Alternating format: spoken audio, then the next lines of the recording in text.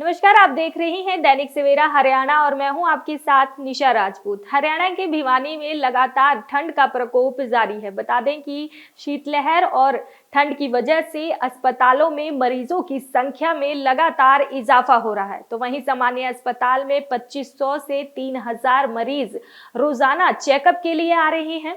तो वहीं सामान्य चिकित्सा चेकअप के लिए ओपीडी में 300 से अधिक मरीज पहुंच रहे हैं, जिसमें वायरल बुखार, सांस के मरीज, खांसी, जुकाम और सामान्य मरीज अधिक संख्या में पहुंच रहे हैं। वहीं वरिष्ठ चिकित्सा अधिकारी डॉक्टर यतिन गुप्ता का कहना है कि ठंड के मौसम में और शीतलहर में सांस के मरीजों और वायरल बुखार, खांसी, जुकाम के मरीज लगातार भारी संख्या में पहुंच रहे हैं। उन्होंने कहा कि सांस के मरीजों को बढ़ती ठंड में खान पान पर विशेष ध्यान देना चाहिए, जिसमें वह नमक और चीनी की मात्रा की सेवन कम कर सकते हैं।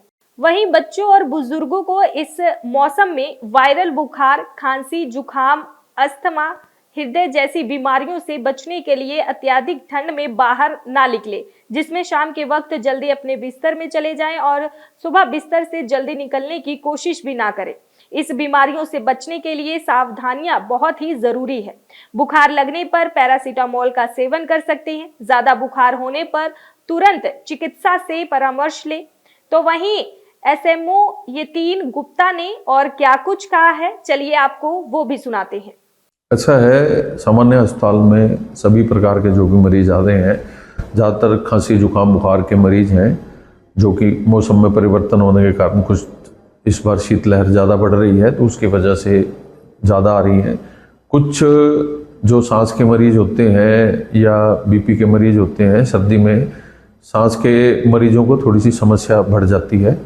बीपी थोड़ा ज़्यादा रहने लग जाता है क्योंकि हमारी जितनी भी दिनचर्या है, एक्टिविटी हमारी कम हो जाती है। सर्दी से बचाव के लिए हम घरों में रहते हैं, तो जो भी एक्टिविटी कम होने की वजह से या हमारा पसीना नहीं निकलता, उसकी वजह से बीपी बढ़ जाता है। बीपी बढ़ जाता है और शुगर है या और भी दिक्कतें जितनी भी है, उसकी वजह से जो हृदय रोग का जो डर रहता है वो सर्दी में गर्मी के कंपैरिजन में ज़्यादा रहता है।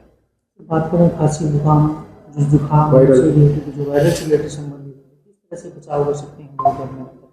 ऐसा ही सीजनल प्रॉब्लम है। आप कभी भी कोई भी मौसम का परिवर्तन होगा तो ये दिक्कतें आती हैं। जितना सर्दी थोड़ी ज़्यादा पड़ रही है इस बार, तो थोड़ा ये है कि भी आप शाम को या सुबह जिस टाइम पे ज़्यादा ठंड होती है, बूढ़े बुजुर्ग हैं या बच्चे हैं, वो उस चीज़ का क्या कहते हैं अवॉइड करें कि भी ज़्यादा सर्दी। जो लोग सैर करते हैं और जिनको कोई हृदय रोग है या बीपी या शुगर की शिकायत है, आपके चैनल के माध्यम से मैं अपील करना चाहूँगा कि बहुत ज़्यादा सर्दी के अंदर सैर करना स्वास्थ्य के लिए हानिकारक है ऐसे मरीजों के लिए।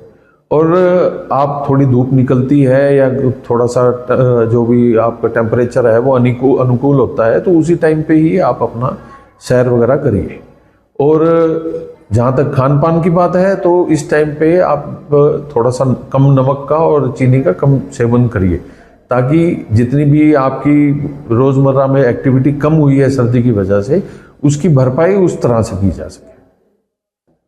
ऐसा है, मैं आपको जैसे पहले भी बताया है कि भी सबसे ज़रूरी ये है कि जो भी हृदय रोगी हैं, जिनके भी बीपी की शिकायत है, शुगर की शिकायत है, वह टाइम टू टाइम अपना एग्जामिनेशन करवाते रहें। आप बीपी घर पे चाहे अपना मॉनिटर करिए, शुगर है आप अपना घर पे मॉनिटर करिए।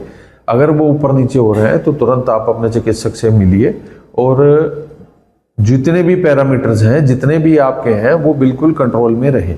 क्योंकि इस समय थोड़ा सा, क्योंकि मैं आपको बताया कि पसीना आदमी का नहीं निकलता, एक्टिविटी कम हो जाती है, तो औसतन बीपी और शुगर उसकी बढ़ जाती है। क्योंकि आदमी ठंड से बचने के लिए कोई मीठा का सेवन कर लिया, कोई नमकीन चीज़ें खा ली, उसकी वजह से भी आपके खान पान से भी ये सब चीज़ें बढ़ जाती हैं।